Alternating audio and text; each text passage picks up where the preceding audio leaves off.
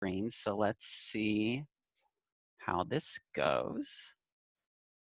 Okay, now I'm gonna start the PowerPoint. Oh, I'm sharing the wrong screen. Give me just 1 second. There we go. Okay. So hopefully everyone should see a title screen at the moment. I'm seeing a head nodding. Awesome. All right. So for those of you that don't know me, my name is Josh Weiland. I'm the superintendent for computer, digital craft, and robotics projects. I'm a co-founder and leader of the Vanderburgh County 4-H Tech Club. I'm a computer programmer by day, but I do some freelance photography and video work on the side. So yeah, I love art, and I'm excited to be giving this workshop tonight, because photography is one of my passions. And with the fair going virtual this year, everyone's going to need to know how to take the best photos of their projects. So that is what I'm, aiming to teach everyone tonight. So let's get started. Real quick, just a little outline of what we're going to be covering tonight. So we're going to talk about apertures. We're going to talk about depth of field. We're going to talk about shallow versus deep depth of field. Of course, shutter speeds, ISOs, direct light versus indirect light, the rule of thirds, and of course, the exposure triangle. Okay, that was a joke. We're not going to get into that much detail. So our real outline, we are going to really quickly go over how cameras work. Again, really the basics, so that it's going to explain some of the things that we get into after that. We're then going to talk about, tips for taking photos of your projects. That's the most important thing. And then possibly mentioning a few advanced things that, if you are interested in photography, you might be like, hey, that sounds interesting. And, I'll look into that, in my own free time. So hopefully there are, again, snippets of those kinds of things that pique your interest and, encourage you to learn more. Okay. Everything in this presentation applies to any kind of camera. So whether you've got a point and shoot, which I'm not sure they even make point and shoot cameras anymore because everyone has a smartphone these days. So, point and shoot camera, a big, beefy, fancy pants camera, or of course a smartphone. A smartphone. When I say camera, I'm referring to any of these kinds of devices. And yeah, I have here camera and phone are interchangeable. So if your phone is your camera, again, all of this applies to that. All right. So I will get a little lofty here at the beginning, and I promise it's not going to last long. So the word photography, it comes from two Greek words that together mean drawing with light.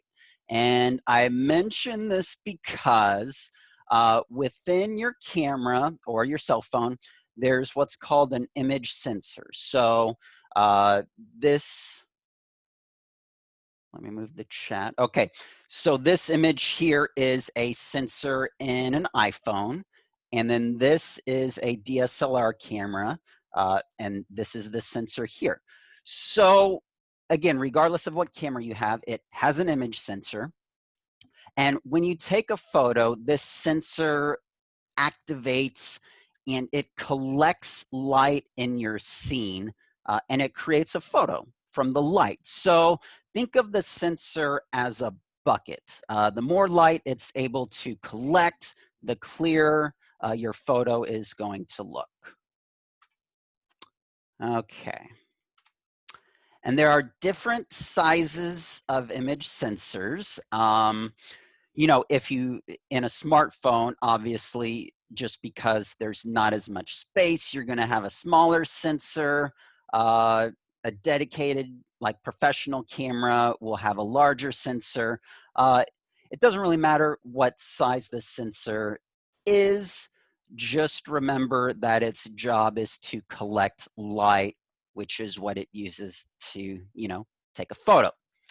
For a reference, and I keep switching between things and it won't let me advance slides. For reference, there's a Twinkie. Everyone knows how big a Twinkie is. So this, you know, gives you some frame of reference. I gotta, yeah, go over here.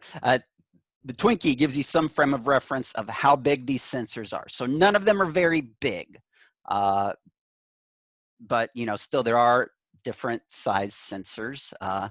And yeah, depending on the size of your device, that's typically what determines how big it is. All right, so I mentioned all of that. Again, that's as technical as we're going to get this evening. I just wanted to mention it for this. So with all of that said, pop quiz time. What is the most important factor when taking a photo? If anyone wants to, you're welcome to type in the chat. If you want to unmute your microphone and give your answer.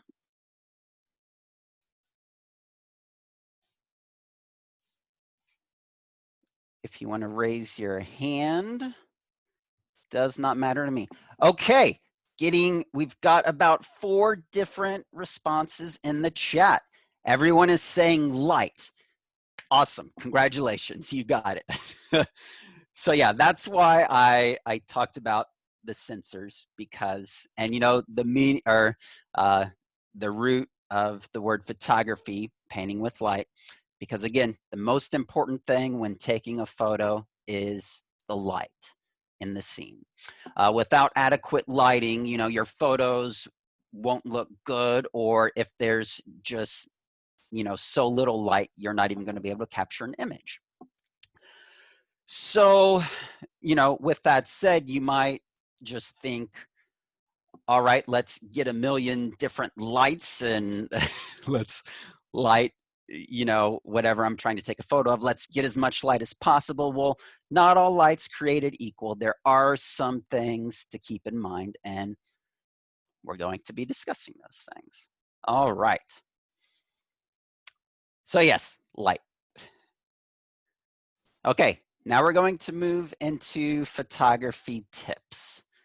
So as we mentioned, light is really the most important factor regarding you know, taking photos and how well your photos are going to turn out. So now we're going to talk about different types of light. So usually there's a really convenient light that is usually on the device that you're taking photos with. Can anyone tell me what that light is?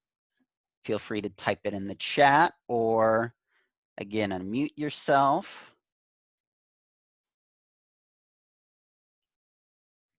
So it's a form of light that usually, depending on, you know, what you're taking photos with, it's typically right there on the device with you. Okay, Coombs and Timothy both answered flash, and ding, ding, ding, you guys are correct. So yeah, the flash is, you know, built into your device, and because of that, it's, you know, it's really convenient because it's always there.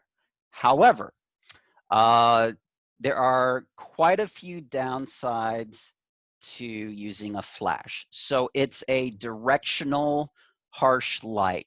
And just because the flash is so tiny, that makes it a really harsh light.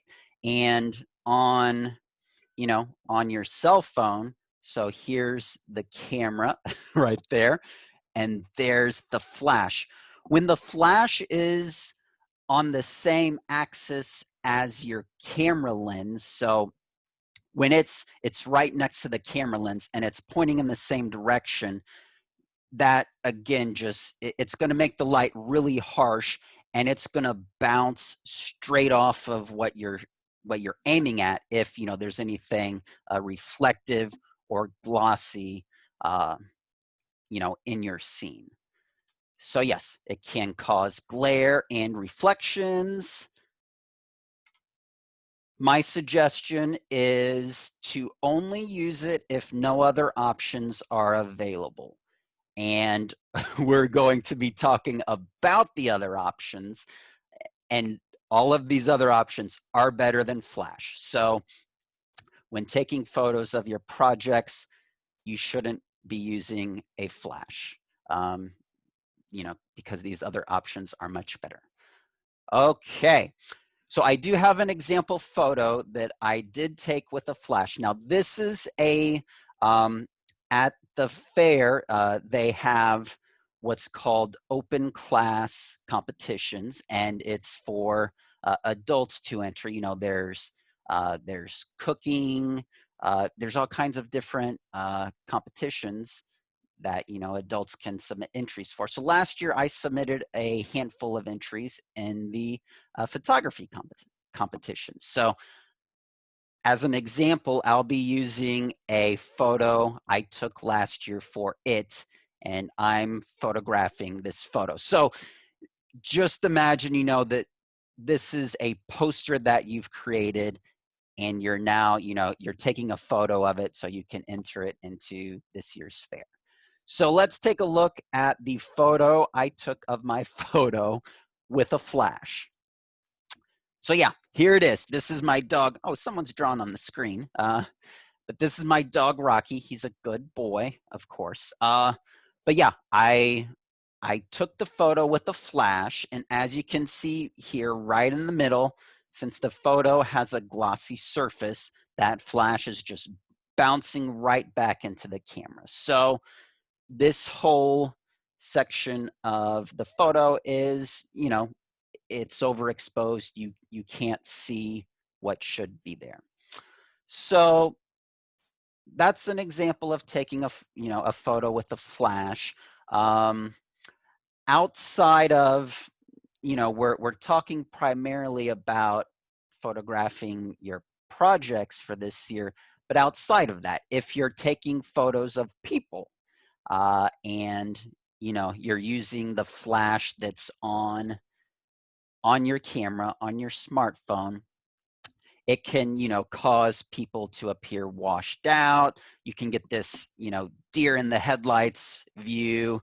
Sometimes you'll get red eye. That's the flash bouncing off the back of a person's eye and just reflecting back into the camera.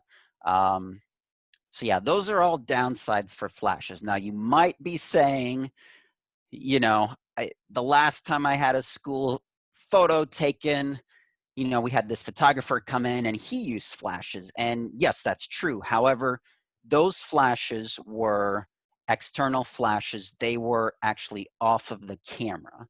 And he or she likely had some kind of modifiers on them, like an umbrella or a softbox.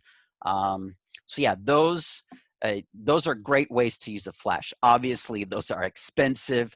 You're not going to be using those to take photos of your projects. But again, if you're interested in photography, especially like studio photography, look into external flashes. That would be something worth looking into for sure. Okay, so camera flash is one source of light. Again, not very good. Don't use it unless you have to, which for these photos of your projects, you shouldn't have to. Okay, moving right along. Another pop quiz. So what is the largest 100% free to use light source? Everyone has access to it. Getting some comments, okay. Very good. So yes, all right, even more responses. The sun, yes. And one answer, natural light, which, yeah, that would include the sun. So yes, the answer is the sun. Way to go, guys. So using the sun as your light source, again, there are some there's some great things about using sunlight. There are some things that you also need to be aware of. If you remember, I mentioned a camera flash, especially like on your phone, how it's really tiny. Well, the sun, even though it's huge, it's so far away from us that it is essentially a tiny light source, like that camera flashes. That probably seems really weird, but again, it's just because the sun's so far away. So in direct sunlight, again, the lighting's going to be really harsh. You'll get reflections. If anything on your project is glossy or reflective.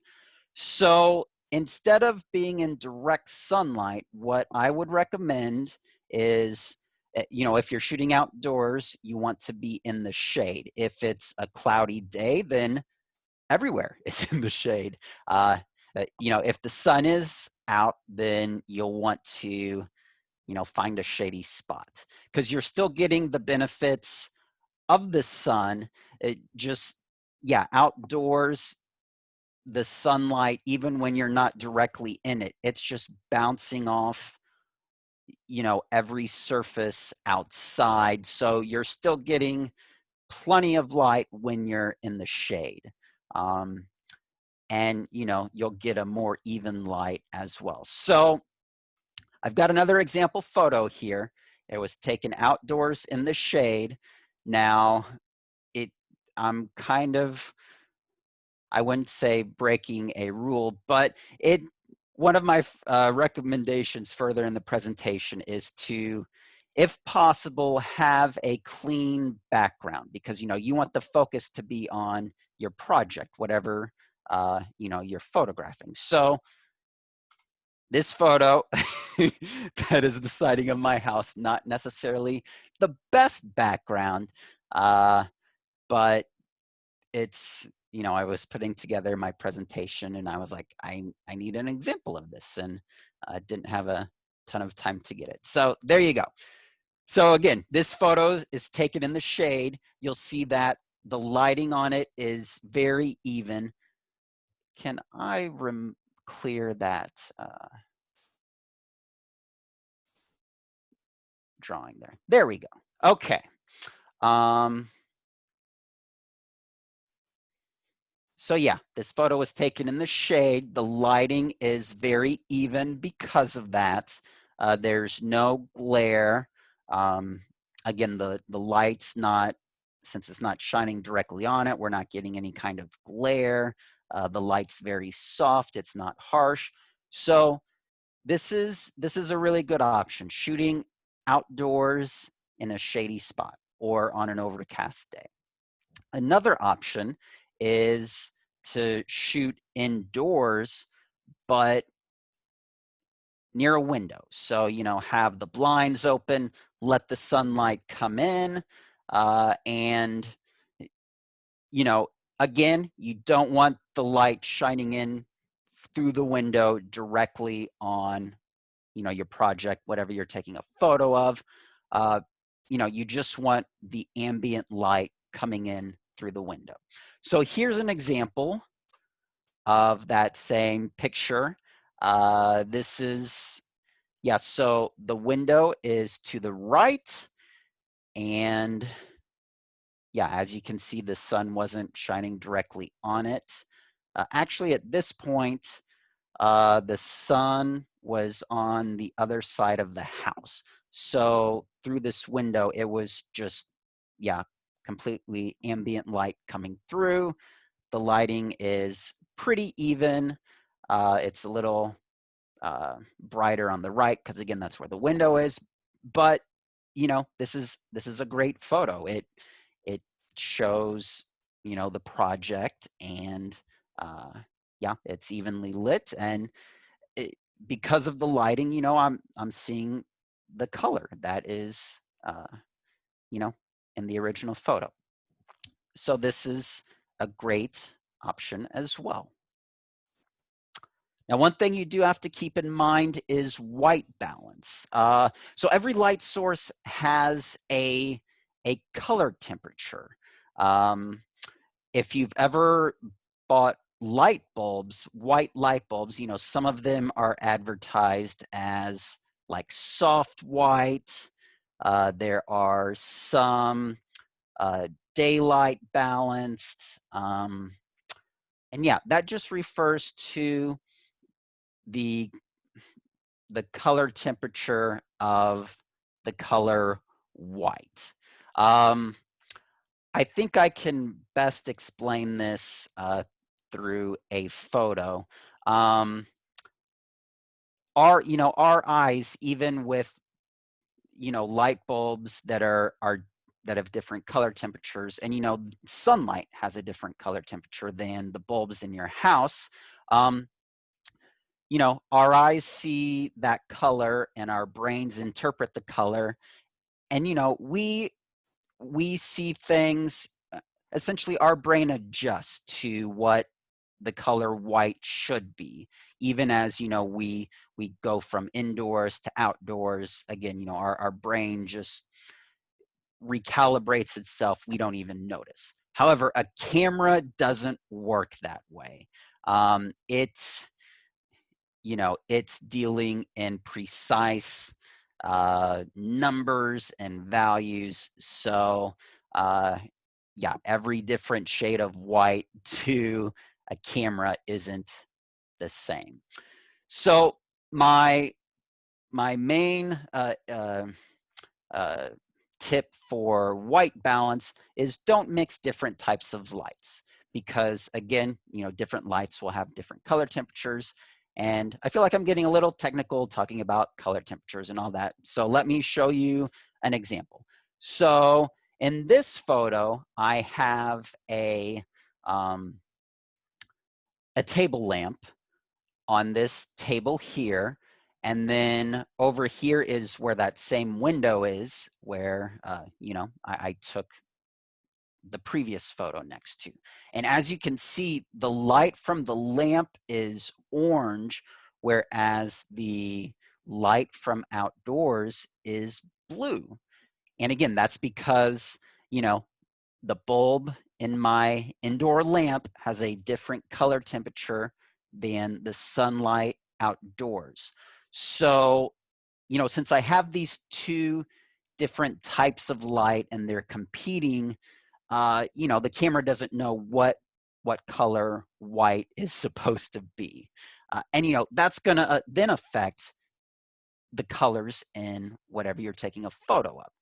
So in this example, or, if I'm shooting this photo indoors, then I just want to have one type of light. So I would turn off all the lights in that room and just, use the sunlight as my light source. And that's what I did, back in this photo. So yeah, this photo, the only light source is the sun, daylight, and it's not competing with any indoor light. So that's why the colors are accurate. There's not any of, these color inaccuracies that you see here. Okay. Now we're going to hop into different camera apps and settings. Okay, so you have different options as far as apps go. If you're using a regular camera, obviously you don't need an app. If you're using a smartphone, you do. Every smartphone will have some kind of built-in camera app. If you're using an iPhone, it's got a built-in camera app.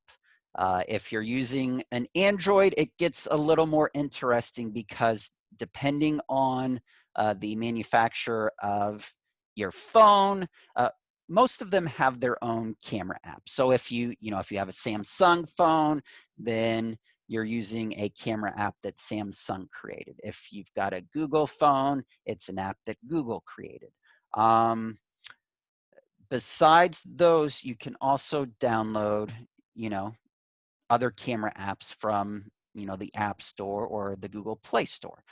For our purposes, whatever you've already got on your phone is gonna be enough for what you need. But again, you can find more advanced apps, or apps that have some you don't necessarily need features, but they're nice to have features, which I'm going to show a couple of those in a minute. So, okay, I'm going to hop over. Now, unfortunately, I only have an iPhone on me. So I'm going to show a real quick live demonstration. It's going to be on an iPhone, so I apologize to those of you using Android, but the process should be fairly similar. So one thing I recommend doing is turning on what are called grid lines. This just puts lines over your camera view, and that'll help you, just line your camera up, make sure it's aligned to whatever you're taking a photo of. Now, it only shows up, on your screen within the camera app. It's not going to, actually be recorded into your image. And yeah, it's just a guide to help you with aiming the camera and getting things level and straight. So on an iPhone, iPhones are kind of weird with, Apple's built-in apps. You don't, that's the Photos app. Yeah, you don't, for most of the settings, you don't actually access them within the app itself. So on an iPhone, you'll go into the settings, and then you're going to scroll down to, okay, the camera settings. And then here there's a simple on-off switch for the grid. So you'll turn that on. And real quick, okay, I'm going to turn it off and hop back over to the camera. Okay, so as you can see, there are no grids. You're just seeing, what the camera is pointed at, which is my desk at the moment. So I'm going to hop back over to the settings. Okay, go back into camera settings. I'm going to turn that grid on. Go back to the camera. Okay, hopefully you can see it, but there are now lines on the camera view, and it's just a 3x3 grid. And again, that's just to assist with aiming. If I'm going to point it at my Doug the Pug wall calendar here. If I want to get that framed up straight, I can use the grid lines to help line things up. That's the only reason to enable them, just to help you line up your photo. If you get more advanced into photography, there is actually something called the rule of thirds, which those grids help with. I'm not going to go into any more detail about that. Again, if photography is something you're interested in, rule of thirds, that's something worth looking up later. So yeah, that's grids. And then of course, when you're actually taking a photo, you'll want to disable the flash. So on an iPhone, so I had to, and I think this depends on which model of the iPhone you have. So mine is the iPhone 11, which is the newest version. I think on some phones, the settings are just all in view all the time.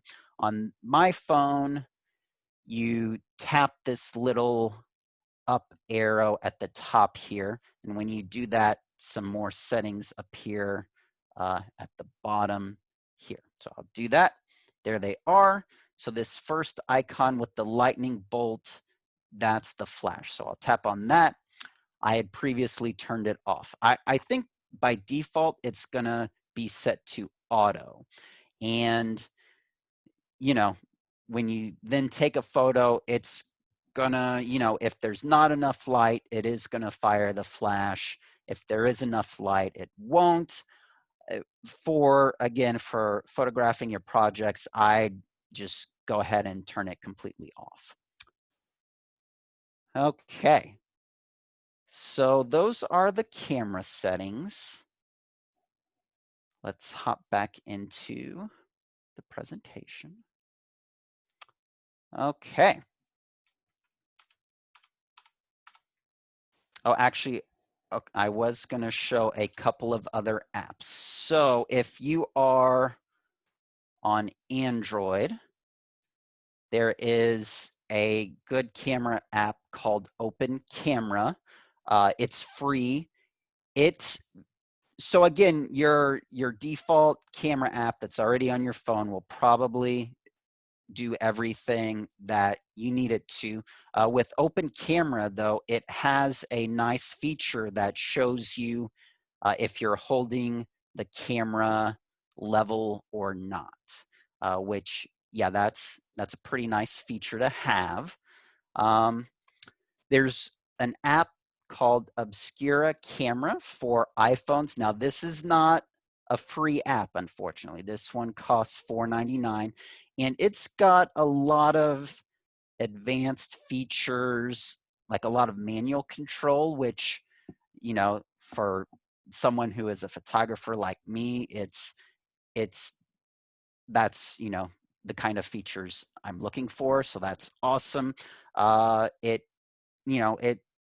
Again, it's more than you would need for this, but it does have, again, a nice feature that shows you when the camera is level. So I'm gonna open it real quick. All right, so again, pointing at my Doug the Pug calendar. So this line here in the middle of the frame, that's your level. It shows, so, you know, I've got the camera tilted and it's not level. So as I make it level, that line's gonna, there we go. So I'm level, the line extended to, you know, both sides of the screen, and it actually taps your, taps your phone when you're level. So that's pretty cool. It works both directions, and yeah, the video feed isn't going to switch, but yeah, it's really cool to have a level like that in your camera app, so you know that your camera is perfectly level. Okay.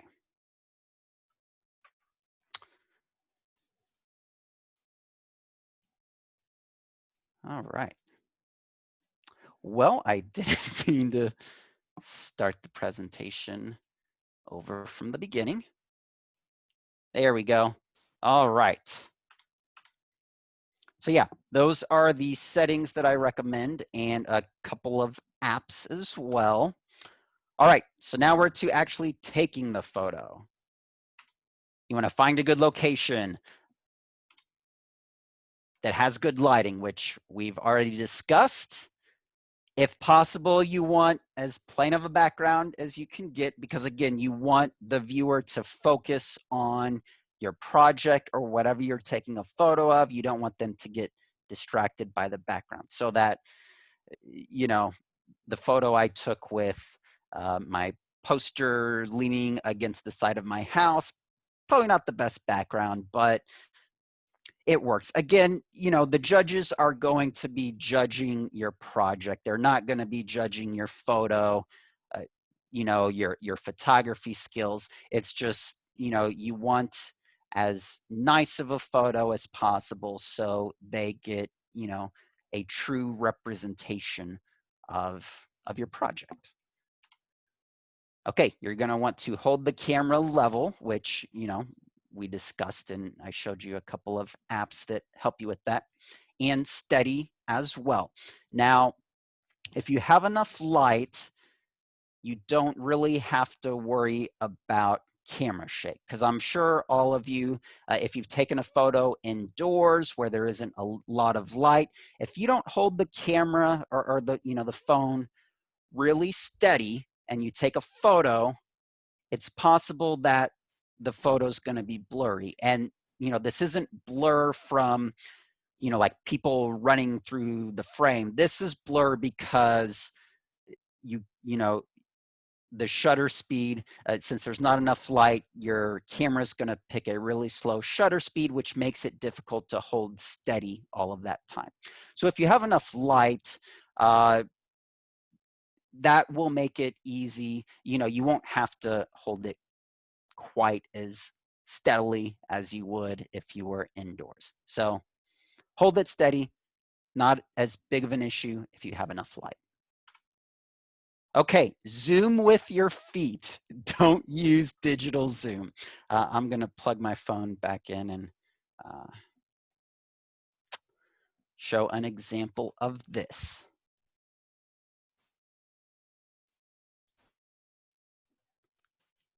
Okay, for this, I'm going to just hop back into the default iPhone camera app. Okay, so yeah, you can zoom in within your camera. However, on a traditional camera like a point and shoot, or I guess you'd call this a prosumer camera, when you zoom in, the elements within the lens are actually changing distance. That's called optical zoom. That's good. That's the kind of zoom that you want. It doesn't, degrade your photo. Now, on a smartphone, when you zoom, the lenses can't move. So it's essentially just blowing up the photo. If you take a photo into an image editor and you just increase the size, it's going to make your photo look, really pixelated and blurry. Well, that's what your smartphone's going to do. So I've got some articles on the wall over there, and I'm going to zoom in with my phone. Okay. And see, yeah, I am zoomed in 10 times at this point, and the image has gotten extremely grainy. So I'm going to go ahead and snap a photo. And yeah, that does not look good at all. So, I show you that just to say, don't use the zoom on your phone. That's called digital zoom. It's not good. So that's where zoom with your feet comes in. Instead of zooming, just walk closer to whatever you're, taking a photo of. So, with your project, it's, you also have the benefit, it's not something that's moving or anything. So you can get really close to your project. So get as close as possible, but, make sure that you get everything within the frame. But yeah, get as close as possible and take your photo that way. Don't zoom in through the phone itself. Don't use any filters, please. So a lot of camera apps, when you're actually taking the photo beforehand, you can choose from a variety of filters that just change the look of your photo. There's black and white, and then there's ones that'll just make the colors look extreme and crazy. Don't use any of those. We want to see your project as it exists in the real world. So yeah, no filters, please. Okay. So after taking the photo, editing your photos. don't. Again, the judges are going to want to see your projects as they are, not, you know, not, they don't want to see a photo that's just edited crazily, again, you know, with extreme colors that, you know, that where it's not true to life. You know, we want to see your project as it is. And yeah, that's what I've got. Okay, yeah, photos should be exactly as they were taken in camera with no editing. Now, you know, a lot of people use the term photoshopping, which, you know, that typically involves using the program Photoshop, but, you know, it's kind of a catch-all for just, you know, editing images as well. So, you know, that's acceptable in some situations, you know, if you're a professional photographer and, you know, some touching up is acceptable. And, you know, even that's controversial. You know, how far should you edit an image in those cases? At what point does it, you know, is it not representative? So that's acceptable in certain situations, but again, for taking photos of your projects, it's not. Yeah, it's not. So just take your photo. We want to see it exactly how it is, straight out of camera, without any editing. Okay, so yeah, no adjustments, tweaking, effects. Again, because, you know, you might get started and, oh, well, that looks good. Let me try this. And, you know, you're just adding things on top of each other very quickly.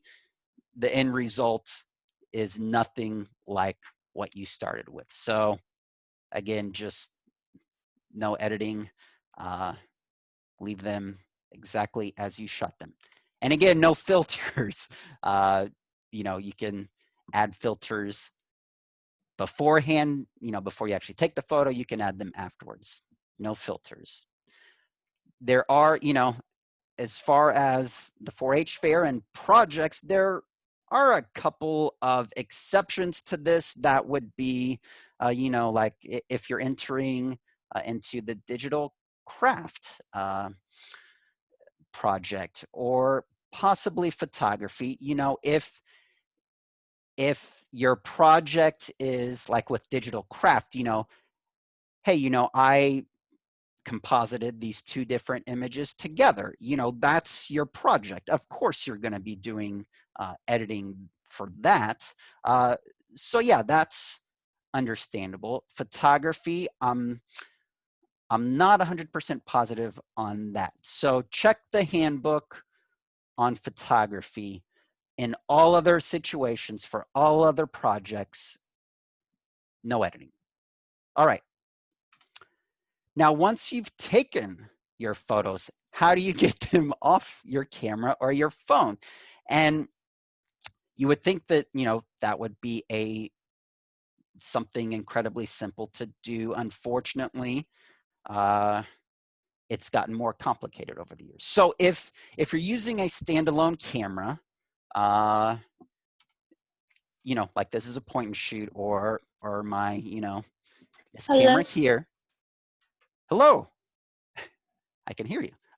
So yeah, if you're using one of these cameras, you can either connect it to your computer with the USB cable, or you can pop out the memory card and, you know, with the memory card reader, you'll plug the memory card into the reader, and then you'll plug the reader into your computer. If you have a laptop, sometimes they'll have a card reader built in. And, you know, either plugging it in or, you know, getting the photos from the memory card, those are pretty simple ways to do that. If, you know, again, if you have a standalone camera.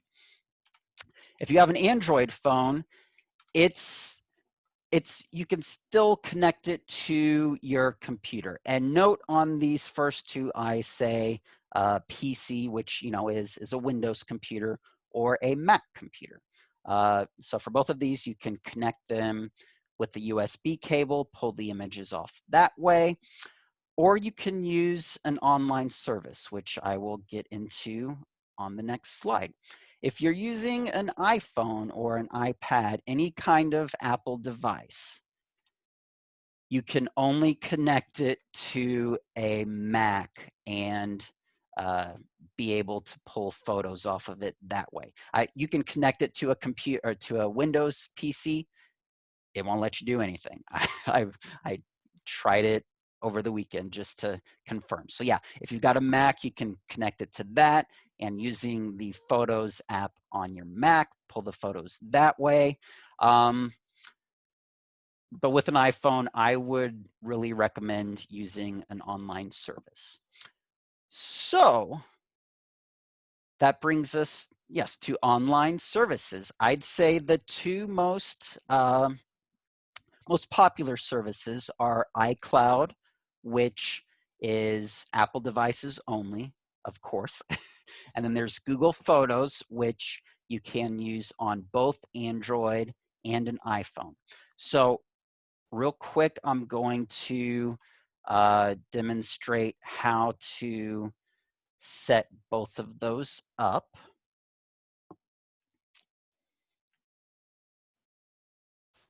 All right, so again, I'm using an iPhone. So first I'm gonna show iCloud Photos. Now for this, you don't have to download an app. It's already built into the iPhone and the iPad. So yeah, I've got a Photos icon here on my home screen that launches the Photos app, which shows all of my photos. That synchronizes to iCloud. And I'm going to show you how to set that up. You go into settings, and as long as you're signed in with an Apple ID, which if you're able to download apps from the App Store, you're going to be, you have to be signed in with an Apple ID in order to do that. So you'll tap on your name, which is, the first thing in the settings menu. And then you'll go down to iCloud. All right. And, different apps on your phone can store things in your iCloud. And that's, this big long list here.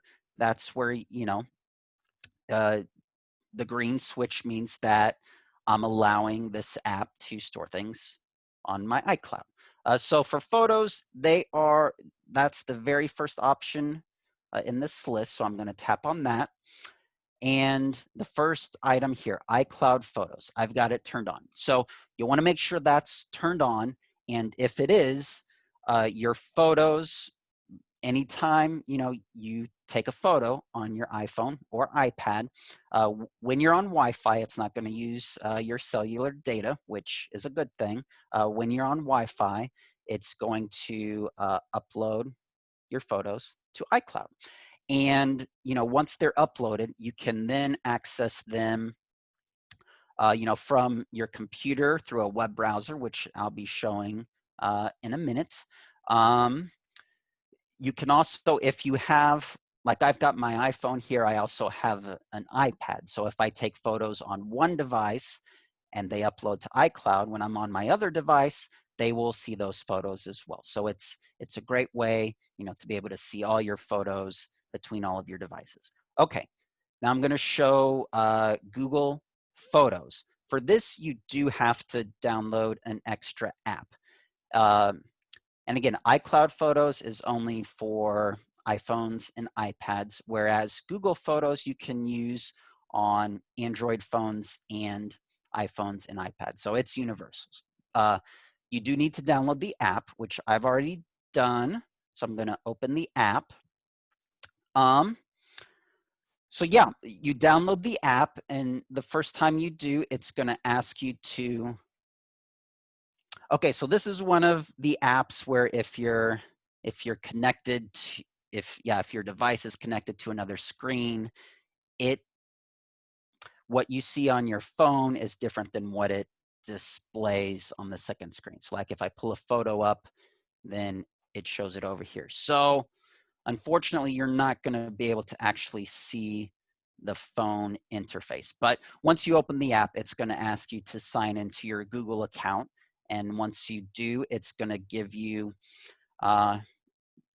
it's been a while since, since I've done it because I've had the app on my phone for a while.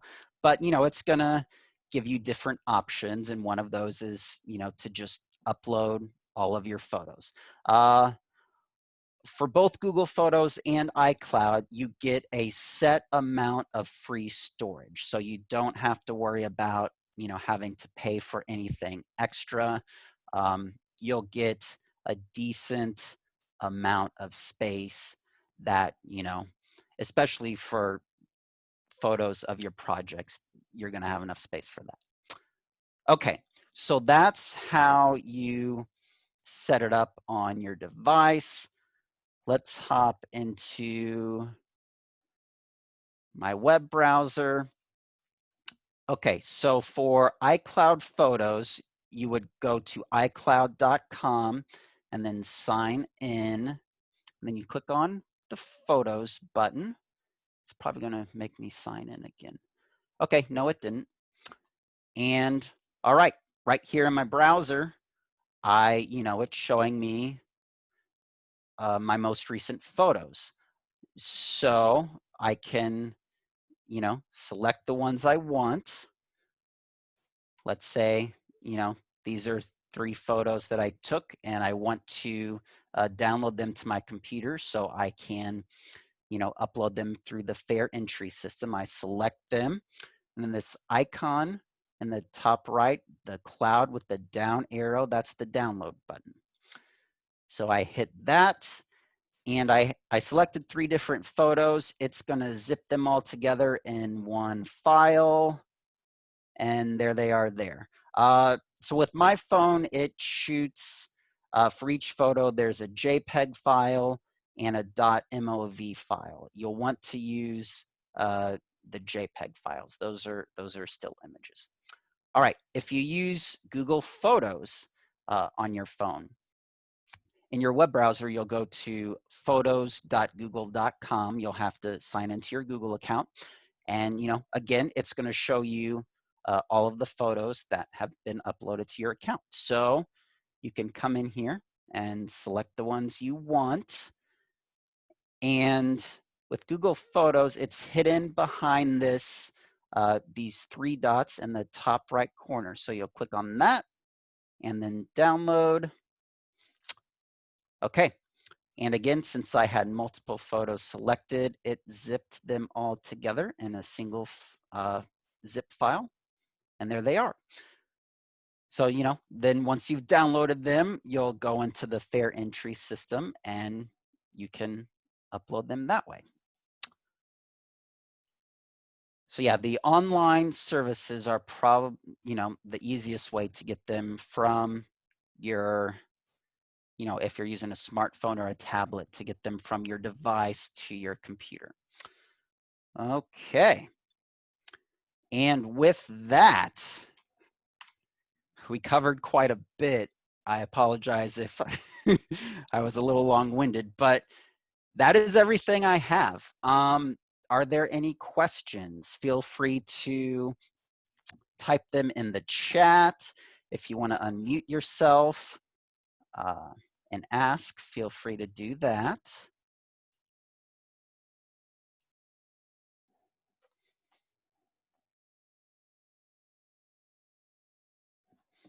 Okay, not seeing anything yet.